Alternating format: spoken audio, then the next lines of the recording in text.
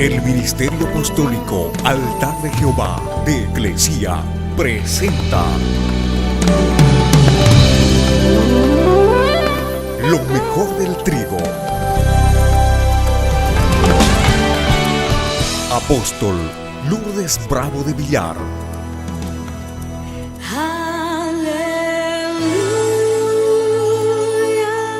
Bien, entonces vamos a hablar acerca de una valentía, pero es una valentía que es motivada por el Espíritu Santo. Y vamos a ir al libro de Hechos, capítulo 4, del verso 1 adelante. Dice, mientras ellos hablaban al pueblo, vinieron sobre ellos los sacerdotes con el jefe de la guardia del templo y los saduceos. Estos vinieron resentidos de que enseñaran al pueblo y anunciaran en Jesús la resurrección de entre los muertos.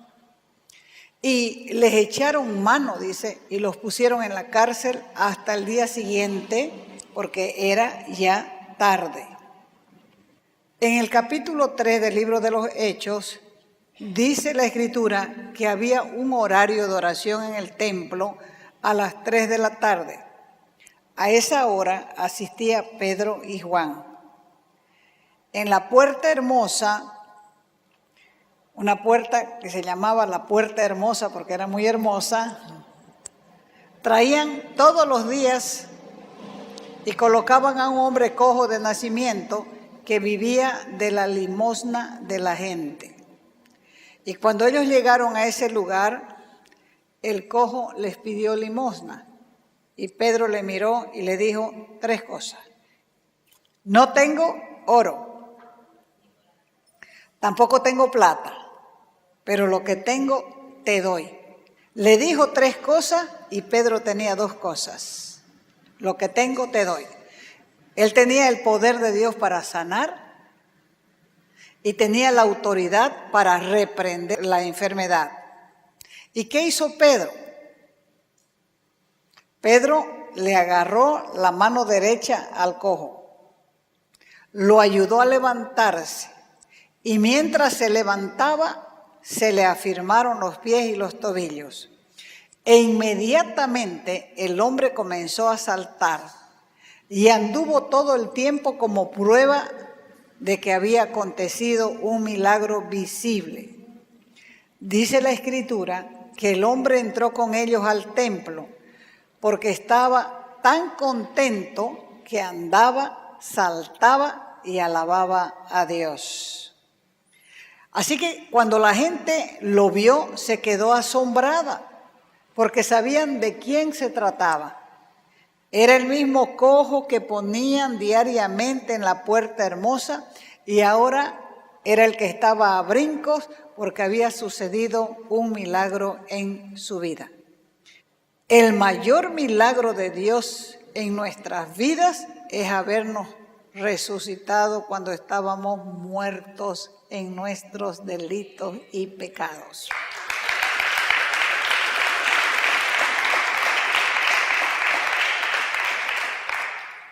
Aprovechó Pedro la multitud que se reunió para ver el milagro y decirles, ¿por qué se maravillan tanto? Nosotros no hemos hecho nada. No tenemos poder para hacer andar a este hombre. No lo hemos hecho nosotros por nuestra compasión.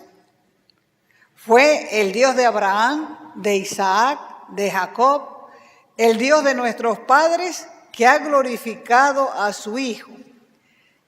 El mismo que ustedes crucificaron cuando lo entregaron a Pilatos, porque Pilatos había resuelto soltarlo. Pero ustedes no lo dejaron. Hicieron una pésima elección. Escogieron a Barrabás, el asesino, y dejaron al justo, al santo, matando de esa manera al autor de la vida. Pero Dios, dijo Pedro, lo resucitó y nosotros somos testigos. Es por la fe en su nombre que este hombre está sano. Y siguió agregando, sé que ustedes lo hicieron por ignorancia, Lo mismo las autoridades y también los gobernantes. Eso demuestra, manifiesta, aclara que Dios cumple lo que promete porque Él había anunciado que el Cristo iba a padecer. Así que ahora, les dijo Pedro, arrepiéntanse y conviértanse de todo corazón para que sean borrados sus pecados, para que vengan de la presencia del Señor tiempos de refrigerio y Él envíe a Jesucristo, quien fue antes anunciado.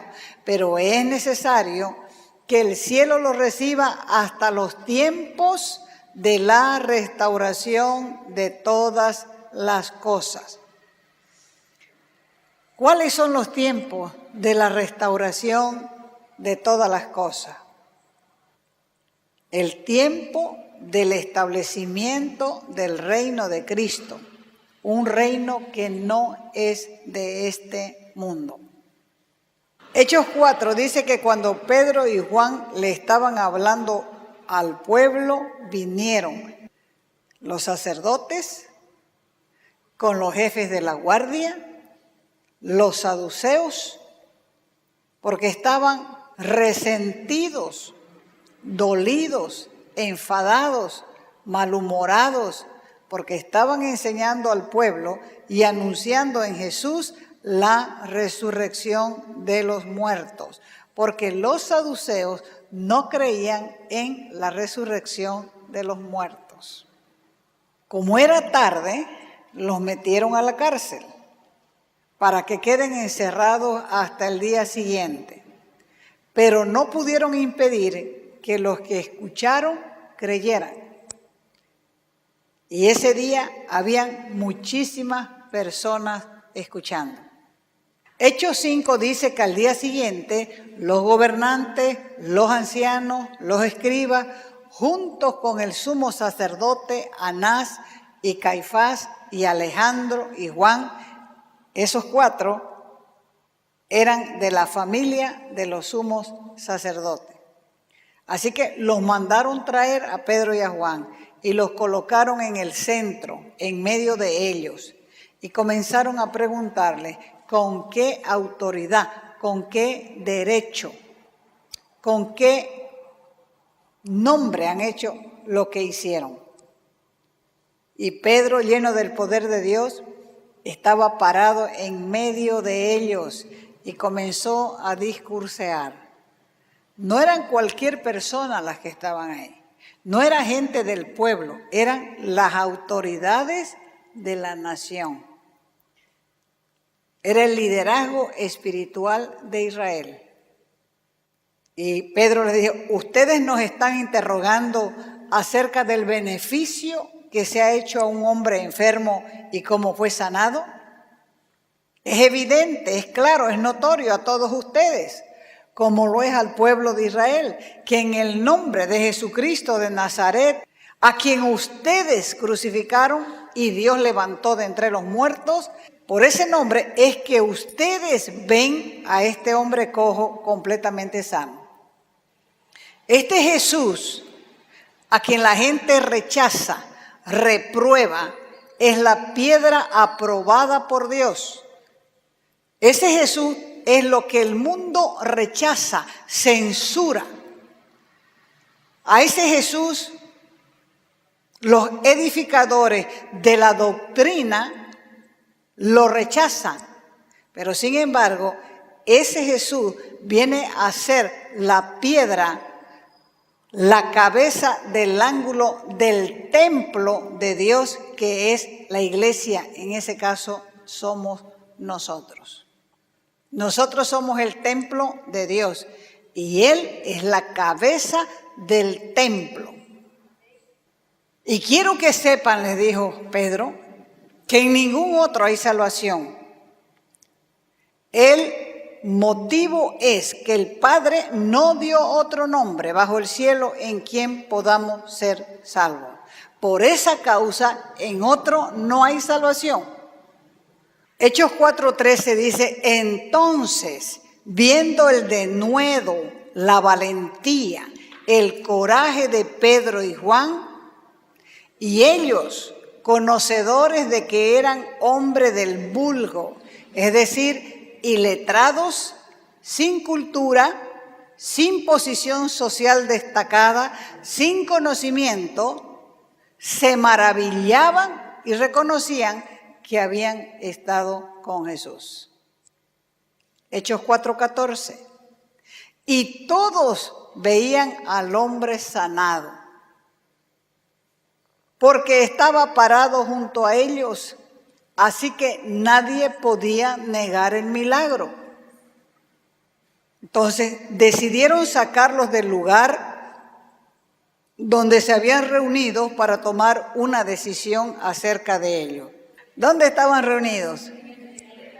En el templo, en el centro de las autoridades. Entonces de ahí los sacaron. Bueno, sáquenlos a estos afuera.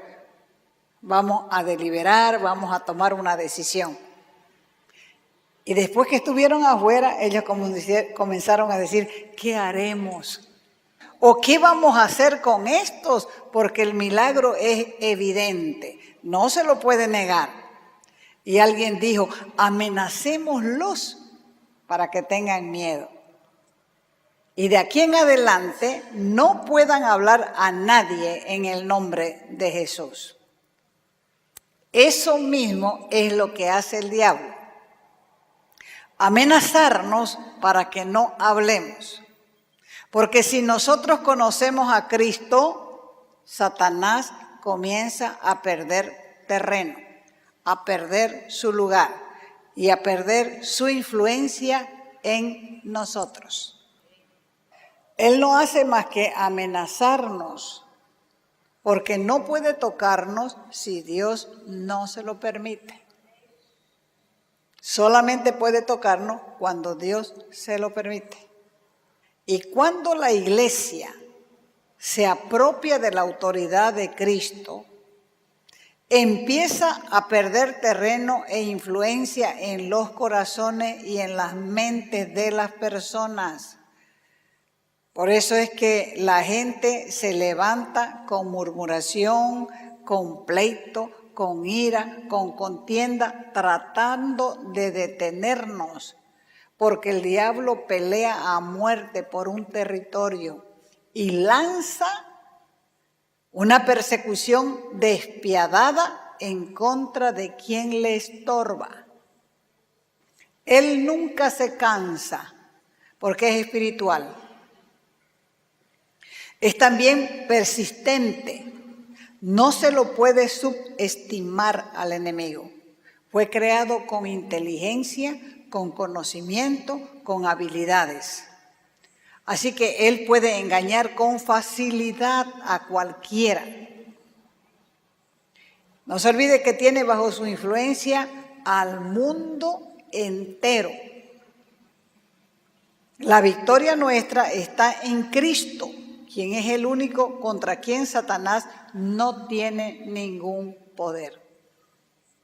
Esa estrategia de amenazar a los apóstoles les pareció buena. Así tendrían miedo de hablar, así que los llamaron y les advirtieron que no podían predicar en el nombre de Jesús. Y Pedro y Juan respondieron diciendo, juzguen si es justo delante de Dios obedecerle a ustedes antes que a Dios. No podemos callarnos, tenemos que decir lo que hemos visto y oído. Ellos se enojaron y los amenazaron, pero los soltaron, porque no tenían motivo para castigarlos. Además, todo el pueblo estaba observando y por el milagro glorificaban a Dios, porque todos conocían al hombre que había recibido el milagro de sanidad, porque era un hombre aproximadamente de 40 años a quien todos conocían. Hechos 4, 23 al 31. Cuando ellos salieron libres, se fueron donde estaban los otros discípulos para contarles lo que los principales sacerdotes y los ancianos del pueblo les habían dicho. Y cuando escucharon todo el relato, comenzaron a orar en voz alta diciendo: Padre, en esta ciudad se han unido contra tu santo Hijo Jesús, a quien ungiste. ¿Quiénes se unieron? Herodes, Poncio Pilato, los gentiles y el pueblo de Israel. Se han unido para hacer todo lo que tú habías determinado que sucediese. Y ahora ellos nos amenazan. Ayúdanos a nosotros, tus siervos, para que hablemos con valentía, mientras extiendes tu mano para que se hagan sanidades, señales, prodigios, mediante el nombre de Jesús, tu Hijo. Y cuando terminaron de orar, el lugar donde estaban tembló, dice, y todos fueron llenos del Espíritu Santo y hablaban con valentía la palabra de Dios. ¿Por qué se necesita valentía para predicar? Porque Dios no trabaja con cobardes y la fe no es de todos. El reino de Dios está conectado al Evangelio. Predicar el Evangelio es anunciar el reino. Y cuando Jesús predicaba decía: se ha acercado el reino, arrepiéntanse y crean en las buenas nuevas. Así que los que son enemigos del Evangelio son enemigos del reino, son enemigos de la paz. Uno de los más grandes enemigos del Evangelio es la religión. Las personas que no creen en Dios concuerdan en dos cosas. Dicen que no creen por el mal que ven en el mundo. Uno. Y por las personas que frecuentan la iglesia y no cambian. Porque muchos frecuentan en la iglesia, dicen que creen en Dios, pero sus testimonios son malos. O sea que con su testimonio niegan ese Dios que dicen creer. Y es que cuando la gente se hace religioso, no disfruta de la gracia, no disfruta de las buenas nuevas. El reino, donde tiene 4 murallas y se mete el domingo y sale de ahí y sigue viviendo su vida rutinaria y vacía, la gente lo desprecia y lo censura y dice que el Evangelio no cambia. O sea que no solamente censura a la persona, sino niega el poder transformador de la palabra de Dios. Una sociedad que no conoce a Dios necesita que se le muestre el camino. Pero el verdadero camino, porque la religiosidad al final terminará matando el Evangelio en esa persona. Cuando no se ve ese Evangelio que transforma, no queda nada. La mayoría de las libertades que disfrutamos fue precisamente por esa gente valiente que vivió apasionada por su maestro. Porque ellos se dieron cuenta que el Evangelio tenía poder para transformar vidas. Por eso es que los discípulos entregaron su vida. Todos murieron martirizados en el martirio, excepto Juan, que murió de viejo. ¿Por qué? Porque ellos creían en el Evangelio que predicaban y tenían valentía para predicarlo. El cristianismo con el aburrimiento es incompatible, porque el Dios que predicaron los apóstoles y que predicamos nosotros está lleno de buenas nuevas. Tenemos que aprender a defender la verdad y el desafío es aprender a vivir. ¿Cómo? Una vida íntegra, con pasión por lo que creemos, y solamente así comprobaremos que el cristianismo y el aburrimiento son polos opuestos. un cristiano aburrido no ingresó en el reino. Entonces, para disfrutar de la transformación, necesitamos pasar tiempo con Dios para aprender de Él. La cosa más importante en el cristianismo no es lo que hacemos, sino la relación con Dios. Es ahí, en lo secreto, que Dios nos transformará y no vamos a aparentar ser lo que no somos. A veces la gente para reprendiendo al diablo en el nombre de Jesús. Ayuna, ora, pero no cambia. ¿Sabe por qué no cambia? Porque no se deja tocar con Dios. Dios le muestra la suciedad y no se deja tocar. Y lo que hacemos es una muestra de nuestra relación que tenemos con Él. Y la gente vive hablando para la fe. Porque los errores de los cristianos, el diablo los maximiza. Para que todo el mundo los vea y hable para Cristo y su evangelio. La iglesia primitiva era una iglesia que crecía en anchura y en profundidad.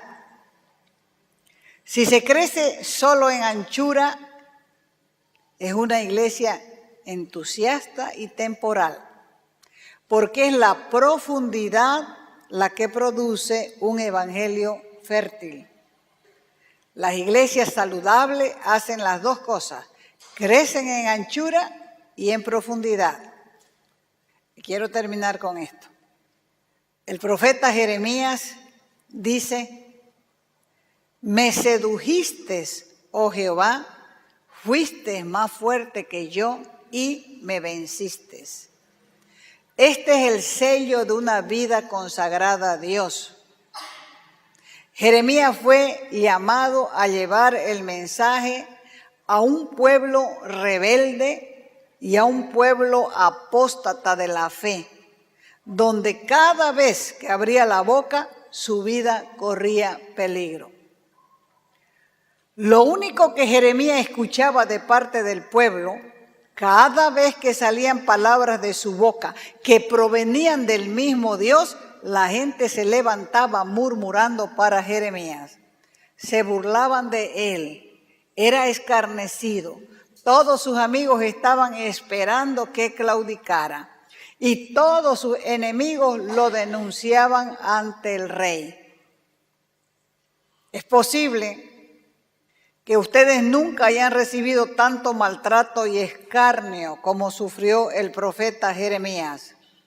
Pero quiero decirte que si predicas la verdad de Dios y vives la verdad, confrontando el pecado y sacando a luz lo que hay en los corazones, necesitarás una gran dosis de valentía. Porque por santa que aparente ser una persona, cuando se le dice la verdad y no quiere reconocer lo que Dios está mirando, se va a levantar en tu contra como una serpiente. ¿Acaso no sabes que el enemigo de tu alma está empeñado en hacerte callar? ¿Acaso no lo sabes? Probá. Comenzá a vivir una vida de santidad y deja que el Señor meta su mano y comienza a sacar la basura de tu interior y vamos a ver si el enemigo no se va a levantar en tu contra, te va a desprestigiar, va a murmurar para vos en tu misma cara. ¿Qué te está diciendo hoy? No claudiques, no renuncies, no ceses, no desertes, no abandones el llamamiento santo al cual Él te ha llamado.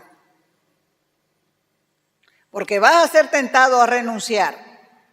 ¿Por qué? Porque tu ego, tu orgullo no te deja recibir la verdad de Dios para que seas confrontado y sepas quién eres. No te olvides cuál es el propósito por el cual fuiste enviado a este mundo. Cuando Jeremías, este gran hombre de Dios, se sentía agobiado por los dardos del enemigo, las murmuraciones lo agobiaban, él expresó lo que sentía. Y dijo él, ay, ya no quiero, no me voy a acordar más de él, no voy a hablar más en su nombre. Ay, me cansé del chisme, de la murmuración, de las quejas.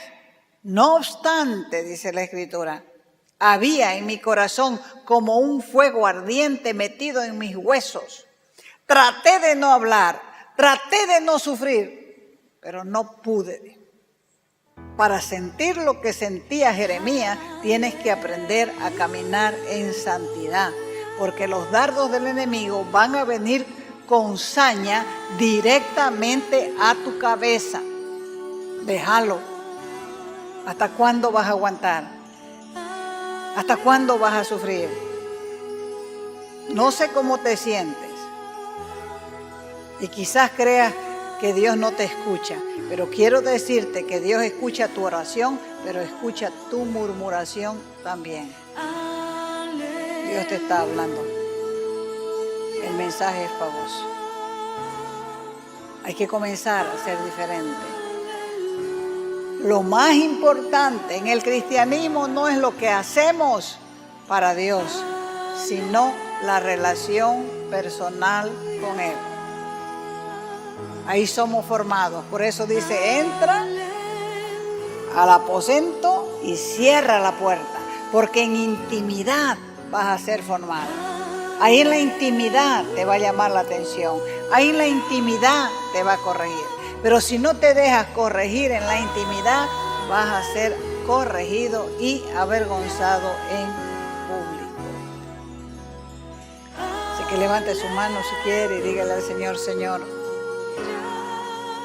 quiero dejarme transformar. Yo necesito pasar tiempo de calidad contigo. Quiero ser formado en la intimidad. Renuncio a vivir un evangelio de oídas. No quiero ser como Job y decir después, de oídas te había conocido, pero ahora mis ojos te ven.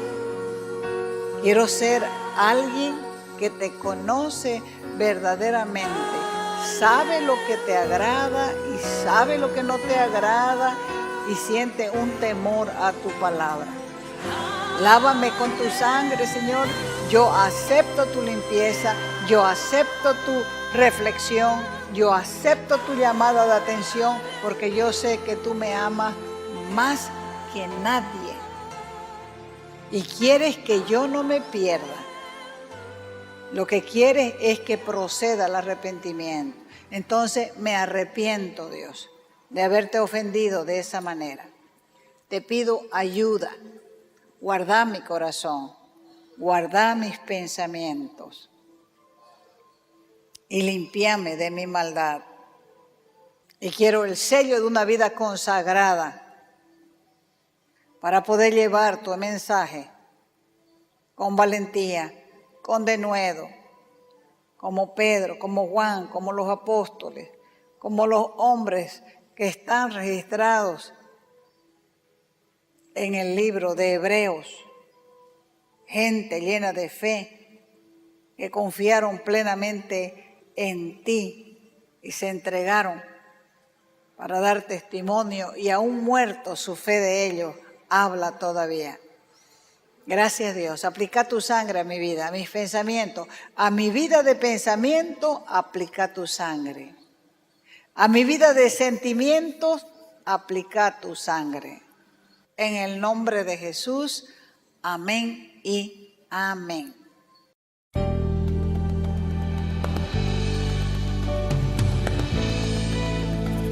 Te invitamos a nuestras conferencias los días viernes, sábados y domingos a las 20 horas y el domingo a las 10 de la mañana. Calle Nicolás Suárez, esquina Félix Pinto,